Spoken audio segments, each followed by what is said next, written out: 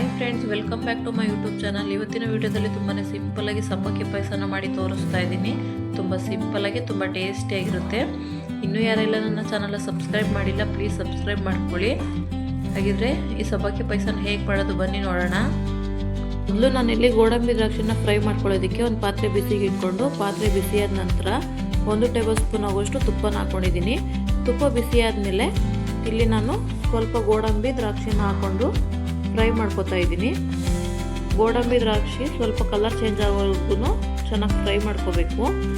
Fry ಮಾಡಿಕೊಂಡು ಇದನ್ನು ಸಪ್ರೇಟಾಗಿ ತೆಗೆದಿಟ್ಕೋಬೇಕು.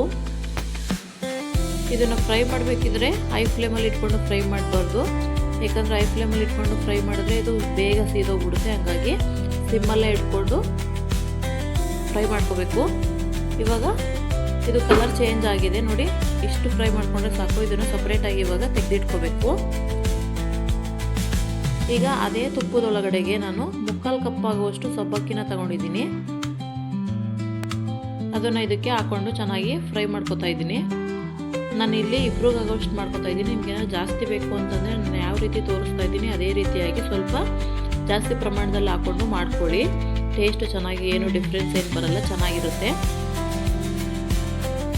ನೋಡಿ. ಈ ತುಪ್ಪದೊಳಗಡೆಗೆ ಈ ಸಬ್ಬಕ್ಕಿನ ಹಾಕೊಂಡು ಚೆನ್ನಾಗಿ ಫ್ರೈ ಮಾಡ್ಕೊತಾ ಇದ್ದೀನಿ.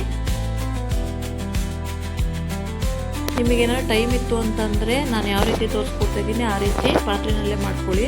ನಿಮಗೆ ಟೈಮ್ ಇಲ್ಲ ಅಂತಂದರೆ ಕುಕ್ಕರ್ನಲ್ಲಿ 1 ವಿಸಲ್ ಕೂಗಿಸ್ಕೊಳ್ಳಿ. ಇವಾಗ ಇದಕ್ಕೆ ಸ್ವಲ್ಪ ನೀರನ್ನ ಹಾಕ್ಕೊಂಡು ನಿಧಾನವಾಗಿ ಬೇಯಿಸ್ಕೋಬೇಕು.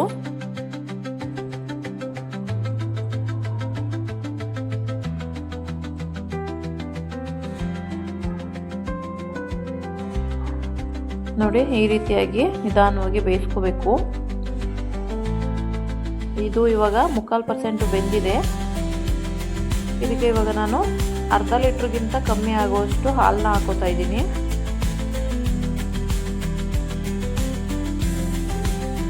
ಹಾಲನ್ನ ಹಾಕ್ಕೊಂಡು ಇವಾಗ ಒಂದ್ಸಲ ಚೆನ್ನಾಗಿ ಮಿಕ್ಸ್ ಮಾಡ್ಕೋಬೇಕು.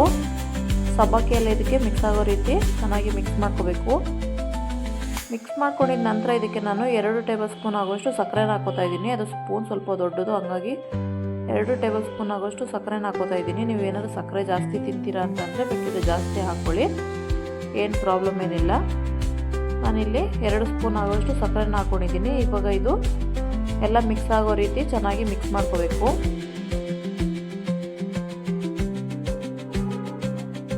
ನೋಡಿ, ಈ ರೀತಿ ನಿಧಾನವಾಗಿ ಮಿಕ್ಸ್ ಮಾಡ್ಕೋಬೇಕು.